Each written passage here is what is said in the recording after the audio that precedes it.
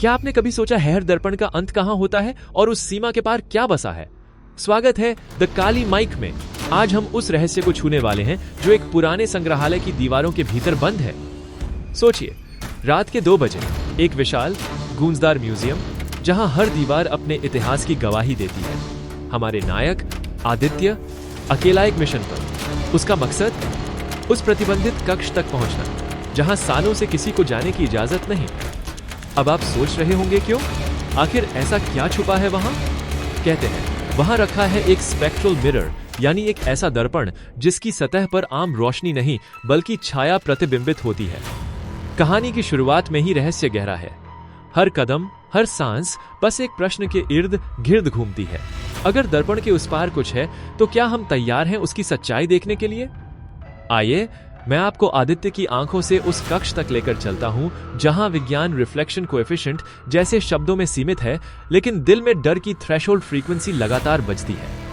अब कल्पना कीजिए एक मोटा भारी शीशे का दरवाजा जिस पर एंट्री फॉरबिडन की लाल पट्टी चिपकी है। आदित्य सांस रोके दरवाजा खोलता है और उसके कदमों की गूंज उस खाली कक्ष में तैर उठती है। क्या आपने कभी किसी जगह की ऊर्जा को महसूस किया है, जैसे वहां मौजूद स्टैटिक चार्ज आपके रोंगटे खड़े कर दे? आदित्य के लिए यही कक्ष था एक रहस्यमयी फैराडे केज जहां बाहरी दुनिया के सारे भाव रुक जाते हैं। अब आप सोच रहे होंगे, क्या वो डर जाएगा या आगे बढ़ेगा? कहानी यही दिलचस्प होती है। उसका सामना होता है उस चमचमाते दर्पण से जो न सिर्फ उसका चेहरा बल्कि उसकी सारी अनकही दुविधाएं भी दिखा देता है।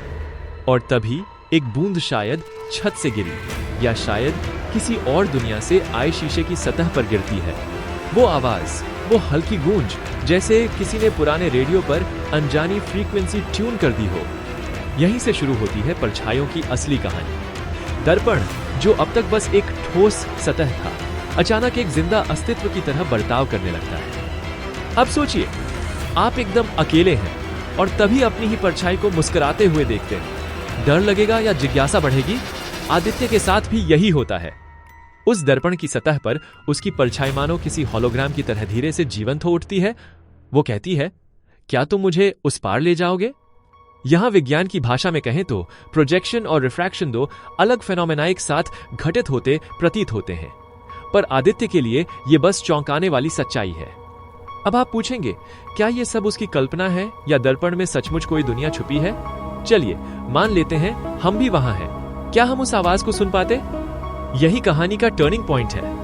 आदित्य को अब तय करना है, क्या वो डर के आगे झुकेगा या उस अनदेखी दुनिया की ओर कदम बढ़ाएगा? हर कहानी में एक पल आता है जब नायक को अपनी हदों को पार करना ही पड़ता है।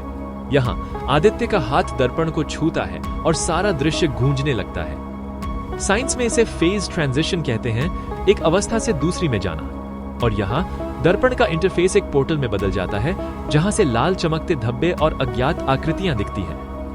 अब आप कहेंगे, क्या वो वापस आ पाएगा?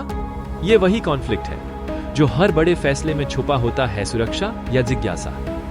आदित्य के दिल की धड़कन तेज है, उसकी सांसें भारी, और उसी पल एक फुसफुसाहट गूंजती है, वापसी नहीं। यहीं से कहानी का असली रहस्य शुरू होता है। क्या दर्पण के पार की दुनिया हमारी कल्पना से भी अजीब है, या कहीं हर इंसान की छाया वहां अपनी अलग कहानी जीती है? अब आइए एक हाइपोथेटिकल सवाल पूछता हूं, अगर आपको अपनी ही छाया से मिलना पड़े तो क्या आप तैयार होंगे? आदित्य जैसे ही उस पार पहुंचता है, वो पाता है कि हर वस्तु का इन्वर्टेड सिमेट्री है, हर चीज उलटी, हर भावना नई। ये दुनिया एक नेगेटिव इमेज की तरह है, रंग वही पर सब कुछ उल्टा। डर भी, साहस भी, सबका एक विपरीत रूप। अब आप सोचिए, अगर आपको अपने डर का सामना खुद से ज्यादा मजबूत रूप में करना पड़े। यही है असली कॉन्फ्लिक्ट जिसे आदित्य अब टाल नहीं सकता। पर कहानी यहीं खत्म नहीं होती। हर डर के पार एक नई समझ, एक नया रिफ्लेक्शन कोएफिशिएंट छुपा है। क्या आदित्य वहां से कुछ सीख कर लौट पाएगा? तो क्या आदित्य ने उस पार से लौटने का रास्ता ढूंढ लिया, या अब वो हमेशा के लिए अपनी ही परछाई में कैद रहेगा? हर कहानी के अंत में हमें एक सवाल छोड़ना चाहिए, क्या हर सीमा के पार जाना जरूरी है, या कभी कभी खुद का सामना करना ही काफी है? आप भी सोचिए, अगर आपको मौका मिले तो क्या आप अपने डर की परछाई से मिलना चाहेंगे?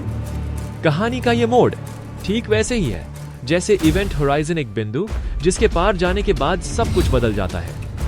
अगली कड़ी में जानेंगे, क्या आदित्य को मिलेगा अपनी असली पहचान का उत्तर?